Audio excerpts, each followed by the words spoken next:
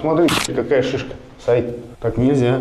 Пусть исправляют. Смотри, полная жопа. Заплатили уже? Посмотри, полная жопа. Гипсокартоном все закрылись, чтобы не видно. Там тоже, понятное дело, ну, прожектором это не увидишь. Это просто, чтобы вы понимали, это проявочный, это проявляет все нюансы. Но если у нас там идеально, да, Дим? Прожектор работает, правильно? Нет, там же у нас идеально получается.